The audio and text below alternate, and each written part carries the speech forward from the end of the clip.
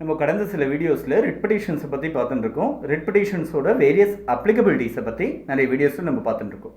அந்த வகையில் இன்றைக்கி வீடியோவில் நம்ம பார்க்க போகிறது writ petition for police protection. அதாவது போலீஸ் ப்ரொடெக்ஷன் கேட்டு ஒரு பெட்டிஷன் ஒன்று கொடுத்து அந்த அத்தாரிட்டிஸ் வந்து அது தேவையான ப்ரொடெக்ஷன் கொடுக்கல, அந்த பெட்டிஷன் மேலே எந்த விதமான ஆக்ஷனும் எடுக்கலைன்னா அது மேலே ரிட் பெட்டிஷன் ஃபைல் பண்ணால் அதுக்கான போலீஸ் ப்ரொடெக்ஷன் கொடுக்கறதுக்கு டைரக்ஷன்ஸ் கொடுக்கறதுக்கான ஃபண்டமெண்டல்ஸ் என்ன, பேசிக்ஸ் என்னன்னு சொல்லி நம்ம இன்றைக்கி வீடியோவில் நம்ம பார்க்க போகிறோம். இது சம்மந்தமாக 2006 நடந்த ஒரு சுப்ரீம் கோர்ட் கேஸை பற்றியும் நம்ம இன்றைக்கி வீடியோவில் நம்ம பார்க்க போகிறோம்.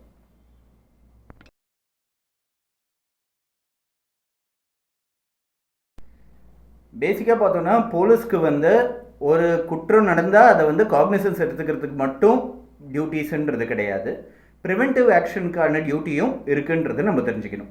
ஸோ அப்படி இருக்கும்போது எதனா ஒரு உயிருக்கு ஒரு அச்சுறுத்தல் ஒன்று வரா மாதிரி இருந்ததுன்னா, இல்லை அந்த ப்ராப்பர்ட்டிஸ்க்கோ உயிருக்கோ எதனா அச்சுறுத்தல் வரா மாதிரி இருந்ததுன்னா அவங்க வந்து அந்த ப்ராப்பர்ட்டியோட நியாயமான ஓனராக இருந்து அந்த ப்ராப்பர்ட்டி இவர்கிட்டேருந்து பறிப்போகிற சூழ்நிலை ஏற்படுமே. ஆனால் அந்த மாதிரி ஒரு சூழ்நிலை ஏற்படுற மாதிரி ஒரு சூழ்நிலை நிலவல் இருக்குன்னா, ஒரு சந்தேகம் ஒன்று இருக்குன்னா ஒரு போலீஸ் ப்ரொடெக்ஷன் கேட்டு ஒரு பெட்டிஷன் கொடுக்கறதுக்கான வாய்ப்புகள் இருக்குது.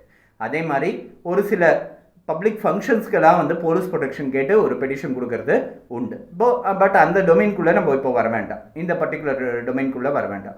பேசிக்காக ஒரு ப்ராப்பர்ட்டி ஒன்று ப்ரொடெக்ட் பண்ணுறதுக்காக போலீஸ் ப்ரொடெக்ஷன் கேட்குறதுன்றது இருக்குது. ப்ராப்பர்ட்டியை வந்து ஒருத்தர் ட்ரெஸ்பாஸ் பண்ணலான்னு சொல்லி அவர் வந்து ஒரு பாதுகாப்பு கேட்கறதுக்காக போலீஸ் பாதுகாப்பு கேட்டு ஒரு பெட்டிஷன் போடுறதுன்றது ஒரு வழக்கமாக இருக்குது. தமிழ்நாடுவில் பொறுத்த வரைக்கும் போலீஸ் ப்ரொடெக்ஷன் கேட்டு ஃபைல் பண்ணுறது ஜென்ரலாக ரிட் பெட்டிஷன்ஸ் மட்டும் இல்லாமல் கிரிமினல் ஒரிஜினல் பெட்டிஷன்ஸும் ஃபைல் பண்ணுறது உண்டு. அதாவது கிரிமினல் ஒரிஜினல் பெட்டிஷன்ஸ்னால் ஏற்கனவே நம்ம சொல்லியிருக்கோம், பழைய கிரிமினல் ப்ரொசீஜர் கோடில் செக்ஷன் 482வும் புதுசாக இருக்கிற பாரதிய நகரிக் சுரக்ஷா சமிதாவில் செக்ஷன் 528 கீழே ஒரு கிரிமினல் ஓபி ஒன்று ஃபைல் பண்ணுறது உண்டு. டைரக்ஷன்ஸ் கேட்டு ஹைகோர்ட் டைரக்ஷன்ஸ் கேட்டு போலீஸ்க்கு வந்து ப்ரொடெக்ஷன் கொடுக்க சொல்லி கேட்டு போலீஸ் வந்து ப்ரொடெக்ஷன் கொடுக்க சொல்லி கேட்டு ஹைகோர்ட்லேருந்து டைரக்ஷன்ஸ் கேட்குறதுன்றது உண்டு. இந்த டைரக்ஷன்ஸ் பெட்டிஷன்ன்றது வந்து ரொம்ப முக்கியமான ஒரு நுணுக்கமாக பார்க்க வேண்டிய ஒரு டேர்ம். நிறைய பேர் வந்து ரிட் பெட்டிஷன்ஸோ இல்லை இந்த கிரிமினல் ஒரிஜினல் பெட்டிஷன்ஸோ ஹைகோர்ட்டில் ஃபைல் பண்ணும்போது ஒரு டைரக்ஷன்ஸ் கேட்பாங்க, ஒரு பர்டிகுலர் ரெப்ரசன்டேஷன் ஒன்று கொடுப்பாங்க ஒரு அத்தாரிட்டிஸ்க்கு. சே ஃபார் எக்ஸாம்பிள் இந்த எக்ஸாம்பிளே எடுத்துப்போம், போலீஸ் ப்ரொடெக்ஷன் கேட்டு ஒரு ரெப்ரசன்டேஷன் ஒன்று கொடுப்பாங்க. அந்த ரெப்ரசன்டேஷனுக்கு சரியாக பதில் இல்லைன்றதுனால ரிஜெக்ட் பண்ணியிருக்க மாட்டாங்க, இல்லை சாதகமாக எதுவும் பண்ணியிருக்கவும் மாட்டாங்க. ஸோ அங்கேருந்து சரியான ஒரு ஆக்ஷன் இல்லைன்றதுனால அந்த ரெப்ரசன்டேஷனை கன்சிடர் பண்ண சொல்லி மட்டுமே கேட்டு லிமிட்டட் ஸ்கோப்போட ஃபைல் பண்ணுற ரிட் பெட்டிஷன்ஸ் உண்டு. அதாவது நான் ஒரு ரெப்ரசன்டேஷன் கொடுத்துருக்கேன், ஆக்ட் அப்பான் த ரெப்ரசன்டேஷன்ஸ், அது மட்டும்தான் கேட்பாங்க. அந்த மாதிரி ரிட் பெட்டிஷன்ஸ் கேட்கறச்சே யூஸ்வலாக 99% வந்து ஹைகோர்ட் வந்து கேரண்டியாக கொடுக்கறதுக்கான சான்சஸ் நிறையவே இருக்குது. ஏன்னா ஒன்றும் ரிஜெக்ட் பண்ணுன்னு சொல்ல, இது சரி தப்புன்றதுலாம் இல்லை, ஒரு ரெப்ரசன்டேஷன் கொடுத்தா ஏன் அது மேலே ஆக்ஷன் எடுக்காமல் இருக்கீங்க, அதுக்கான ஆக்ஷனை மட்டும் எடுத்துருங்க, அவ்வளோதான் ஹைகோர்ட்டில் கேட்குற அந்த ப்ரேயரோட limited scope. So act upon the ரெப்ரசன்டேஷன்னா முக்கால்வாசி அலோவ் ஆகிடும்.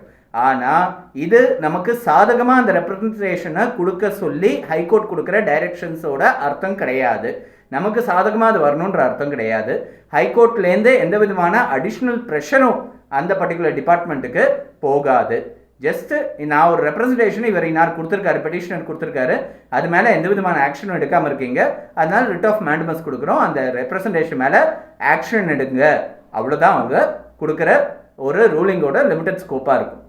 ஸோ இந்த ஆக்ட் அப்பான் த ரெப்ரசன்டேஷன்னு சொல்லி ரிட்டு ஃபைல் பண்ணுறதுன்றது ஒரு சில இடத்துல யூஸ்ஃபுல்லாக இருந்தாலும் ஒரு சில இடத்துல ஒரு அடிஷ்னல் ப்ரெஷர் கவர்மெண்ட் சைடு மேலே கோர்ட்டுக்கிட்டேருந்து ஒரு அடிஷ்னல் ப்ரெஷர் கிரியேட் பண்ணுறதுக்கு மட்டும்தான் யூஸ் பண்ணுறதுன்றதுனாலும் ஒரு ஜென்ரல் யூஸை பார்த்தோன்னா ஆக்ட் அப்பான் த ரெப்ரசன்டேஷனுக்கு அவ்வளோ சாலிட் வேலிடிட்டி கிடையாது. ஏன்னா ரெப்ரசன்டேஷன் வந்து நமக்கு சாதகமாக தீர்வாகுன்றதுக்கு எந்த விதமான கேரண்டியும் கிடையாது. இதில் பார்த்தோம். சரி, இது ஒரு வகை, இது ஒரு தனி ஒரு டீவியேஷன், தனியாக ஒரு இன்ஃபர்மேஷன் ஒன்று கொடுக்கறதுக்கான ஒரு ஆப்பர்ச்சுனிட்டின்னு வச்சு. சரி, இப்போ போலீஸ் ப்ரொடெக்ஷனுக்காக ஃபைல் பண்ணுற ரிட் அது எந்த விதமான சர்க்கம்ஸ்டன்சஸில் ஃபைல் பண்ணலான்னு சொல்லி இதை சம்மந்தமாக 2006 வந்து ஒரு முக்கியமான ஒரு கேஸ் ஒன்று சுப்ரீம் கோர்ட்டில் டிசைட் ஆச்சு. அந்த கேஸை பற்றி இன்னைக்கு நம்ம இப்போ பார்ப்போம். இந்த கேஸோட டைட்டில் PR முரளிதரன் வர்சஸ் சுவாமி தர்மானந்த தீர்த்தபாதர் அப்படின்னு சொல்லி ஒரு கேஸை 10th March 2006 அன்றைக்கி தீர்ப்பாச்சு சுப்ரீம் கோர்ட்லேருந்து. இந்த கேஸ் பேசிக்காக ஏற்கனவே இவங்ககிட்ட ஒரு டிஸ்பியூட் இருக்குது, இங்கே 2 பேர் நடுவில் ஒரு டிஸ்பியூட் ஒன்று இருக்குது, ஒரு ட்ரஸ்ட் டீடு சம்மந்தப்பட்ட ஒரு டிஸ்பியூட் இருக்குது, ப்ராப்பர்ட்டி யாருதுன்ற ஒரு கொஸ்டின் வந்து இன்னும் நிலுவையிலேயே இருக்குது சிவில் கோர்ட்டில். நிறைய கேசஸ் வந்து பெண்டிங்கில் இருக்குது. கேசஸோட இது வந்து பெண்டிங்கில் இருக்குது. தீர்ப்பினும் ஆகாமல் ஒரு சூழ்நிலையில் இருக்குது. இந்த நேரத்தில் வந்து ஒருத்தர் வந்து போலீஸ் ப்ரொடெக்ஷன் வேணும் எதிராளிக்கிட்டேருந்து அப்படின்னு சொல்லிட்டு ஒரு மனு ஒன்று கொடுக்குறாரு. அந்த மனு மேலே போலீஸ் அத்தாரிட்டிஸ் வந்து ஆக்ஷன் எடுக்கலைன்றதுனால ஹைகோர்ட்டில் வந்து ஒரு பெட்டிஷன் ஒன்று ஃபைல் பண்ணுறாரு, போலீஸ் ப்ரொடெக்ஷன் கொடுக்க சொல்லி கேட்டு. இந்த அத்தாரிட்டிஸ் வந்து ஆக்ஷன் எடுக்கலைன்றதுனால writ of mandamus directing the police authorities to give protection அந்த மாதிரி ஒரு ரிட் ஒன்று ஃபைல் பண்ணுறாரு. இந்த பர்டிகுலர் ரிட் அலோவ் ஆகிடுது. இந்த அலோவான ரிட் மேலே ஒரு ஸ்பெஷல் லீவ் பெட்டிஷன் போட்டு சுப்ரீம் கோர்ட்டோட கவனத்துக்கு எடுத்துகிட்டு போகிறாங்க. ஸோ இதுதான் கேஸு. இந்த போலீஸ் ப்ரொடெக்ஷன் வந்து கொடுக்கும்போது, போலீஸ் ப்ரொடெக்ஷன் இவருக்கு நீங்கள் கொடுக்கும்போது இவர் தான் அந்த ப்ராப்பர்ட்டிக்கு உரியவர் அப்படின்ற ஒரு பிக்சர் ஒன்று கிரியேட் பண்ணிடுறீங்க, ஒரு தோற்றத்தை ஒன்று கிரியேட் பண்ணிடுறீங்க. ஸோ அப்படி ஒரு தோற்றத்தை ஒன்று கிரியேட் பண்ணும்போது இந்த போலீஸ் ப்ரொடெக்ஷன் நீங்கள் கொடுக்கறதுனாலேயே இந்த கேஸோட சாதக பாதங்கள் வந்து மாறத்துக்கான வாய்ப்புகள் இருக்குது. இந்த கேஸும் திசை திருப்புறதுக்கான வாய்ப்புகள் இருக்குது. அதனால இந்த போலீஸ் ப்ரொடெக்ஷன்லாம் கொடுக்கறதெல்லாம் சரி கிடையாது. சிவில் கோர்ட்டில் கேஸ் நடக்கிறது, அப்படி எதனா சிவில் கோர்ட்லேருந்து ப்ரொடெக்ஷன் எதனா வேணும்னா, போலீஸ்கிட்டேருந்து ப்ரொடெக்ஷன் வேணும்னா சிவில் கோர்ட்லேருந்து ஒரு இன்ஜெக்ஷன் ஒன்று ஃபைல் பண்ணி இன்ஜெக்ஷன் ஆர்டர் எடுத்துகிட்டு போய் போலீஸ் ஸ்டேஷனுக்கு கொடுத்து ப்ரொடெக்ஷன் வாங்கிக்க வேண்டியது தானே.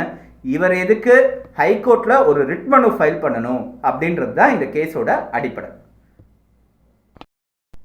இதில் சுப்ரீம் கோர்ட் சொல்லியிருக்காங்க, ஹைகோர்ட்டை வந்து போலீஸ் ப்ரொடெக்ஷனுக்கு ஒருத்தர் அப்ரோச் பண்ணுறாரு அப்படின்னா 2 வகையில் அப்ரோச் பண்ணுறதுக்கான வாய்ப்புகள் இருக்குது. முதல் வகை, ஏற்கனவே ஒரு சிவில் கோர்ட் மூலமாக ஒரு ஆர்டரோ, ஒரு இன்டர்ம் இடைக்கால ஆர்டரோ, ஒரு ஆணையோ, இல்லைன்னா ஒரு டிகிரி, ஒரு தீர்ப்பாணையோ, ஒரு டிகிரியோ ஒன்று வாங்கிட்டு இவர் தான் அந்த ப்ராப்பர்ட்டிக்கு டைட்டில் ஹோல்டர்ன்றது தெரிஞ்சுட்டு அந்த டைட்டிலை ஒரு சிவில் கோர்ட் மூலமாக கான்ஃபர் பண்ணப்பட்ட அந்த ஆர்டரை வந்து என்ஃபோர்ஸ் பண்ணுறதுக்காக போலீஸ் ப்ரொடெக்ஷன் கேட்குறதுன்றது ஒரு வகை. ஏன்னா ஏற்கனவே எல்லாமே தீர்வாயிடுச்சு, யார் ஓனருன்றது தீர்வாயிடுச்சு. ஸோ அவங்க வந்து ஒரு ப்ரொடெக்ஷன் கேட்குறதுன்றது ஒரு வகை. இல்லைன்னா இன்னொரு வகை வந்து யார் ஓனர்னு தீர்வாகாத நிலையில் ப்ரொடெக்ஷன் கேட்குறதுன்றது இன்னொரு வகை. 2வது வகை வந்து ஏற்புடையது கிடையாது, அக்செப்டபிள் கிடையாது அப்படின்னு சொல்லியிருக்காங்க சுப்ரீம் கோர்ட். முதல் வகையில் ஏற்கனவே சிட்டி சிவில் கோர்ட்டுக்கிட்டேயோ இல்லை கீழ்கோர்ட்டுக்கிட்டேருந்தோ ஒரு தீர்ப்பு மூலமாக இந்த ப்ராப்பர்ட்டிக்கு இவர் தான் ஓனர் அப்படின்றது எந்த விதமான டிஸ்பியூட்டும் இல்லாமல் முடிவாயிருந்ததுன்னா அதை வந்து என்ஃபோர்ஸ் பண்ணுறதுக்கு போலீஸ் ப்ரொடெக்ஷன் கேட்கலாம், ரிட் ஆஃப் மேண்டமஸ் வந்து கொடுக்கறது நியாயம். ஆனால் யாருதுன்னு முடிவாகாத நிலையில் போலீஸ் ப்ரொடெக்ஷன் கொடுக்கறது வந்து கேட்கறதே நியாயம் கிடையாது, கொடுக்கறதும் நியாயம் கிடையாது அப்படின்னு சுப்ரீம் கோர்ட்டுல சொல்லியிருக்காங்க. இந்த போலீஸ் ப்ரொடெக்ஷன் கேட்டு ஒரு ரிட் பெட்டிஷன் ஃபைல் பண்ணும்போது அந்த ரிட் ஆஃப் மேண்டமஸ் எப்போ இஷ்யூ பண்ணலாம் அப்படின்னா, ஒருத்தர் வந்து ஒரு த்ரெட் ஒன்று ஃபேஸ் பண்ணிட்டு இருக்காரு, லெஜிட்டிமேட் த்ரெட் ஒன்று ஃபேஸ் பண்ணிட்டு இருக்காரு. அந்த த்ரெட்டு வந்து ஒரு அத்தாரிட்டிஸ் அவங்களோட கடமைகளை செய்யாததுனால அந்த த்ரெட்டை ஃபேஸ் பண்ணிட்டு இருக்காரு. வேற எந்த விதமான டிஸ்பியூட்டட் கொஸ்டின்ஸ் ஆஃப் லாவோ ஃபேக்டோ கிடையாது அப்படின்ற இந்த 3 கண்டிஷன் சாட்டிஸ்ஃபை ஆச்சுன்னா தான் போலீஸ் ப்ரொடெக்ஷன் கொடுக்கறதுக்கான ஒரு டைரக்ஷன்ஸை வந்து ஹைகோர்ட் கொடுக்கும். இந்த 3 கண்டிஷன் சாட்டிஸ்ஃபை ஆகாத பட்சத்தில் போலீஸ் ப்ரொடெக்ஷன் கொடுக்கறதுக்கான டைரக்ஷன்ஸை வந்து ஹைகோர்ட் கொடுக்காது அப்படின்றத நம்ம தெரிஞ்சுக்க வேண்டியது. ஸோ இதெல்லாம் ஃபாலோ ஆகணும். ஏற்கனவே ஒரு கேஸ் நிலுவையில் இருந்தால் மட்டும் போலீஸ் ப்ரொடெக்ஷன் கேட்க முடியாது. ஒரு சிட்டி சிவில் கோர்ட்டில் ஒரு கேஸ் ஒன்று, இல்லை சிவில் கோர்ட்டில் டிஸ்ட்ரிக்ட் கோர்ட்டில் வந்து ஒரு கேஸ் ஒன்று ஃபைல் பண்ணியிருக்காங்க. கேஸ் நடக்கும்போதே எதிராளிகிட்டேருந்து எதனா த்ரெட் இருந்ததுன்னா அந்த கேஸ் நடக்கிற அந்த கோர்ட்லேயே அதை ரிப்போர்ட் பண்ணி அவங்க மூலமாக ஒரு இன்ஜெக்ஷன் ஒன்று வாங்கி போலீஸ் ப்ரொடெக்ஷன் வாங்க முடியுமே தவிர்த்து நேரடியாக ஹைகோர்ட்டை அப்ரோச் பண்ணி ஒரு ரிட் பெட்டிஷன் ஃபைல் பண்ணுறது சரி கிடையாதுன்றது சுப்ரீம் கோர்ட் இந்த பர்டிகுலர் கேஸில் சொல்லியிருக்காங்க. இது ரொம்ப ஒரு முக்கியமான கேஸு. ஒரு போலீஸ் ப்ரொடெக்ஷன் கேட்டு ஃபைல் பண்ணக்கூடிய இந்த 482 பெட்டிஷன்ஸ்லேயும் சரி, அதாவது கிரிமினல் ஓபிலையும் சரி, இல்லை ரிட் பெட்டிஷன்ஸ்லேயும் சரி, இது வந்து ஒரு முக்கியமாக கன்சிடர் பண்ண வேண்டிய இந்த ஃபேக்டர்ஸ்லாம் கன்சிடர் பண்ணி இது பண்ணோன்னா நமக்கு வந்து ஒரு போலீஸ் ப்ரொடெக்ஷன் கிடைக்கிறதுக்கான வாய்ப்புகள் இருக்குது.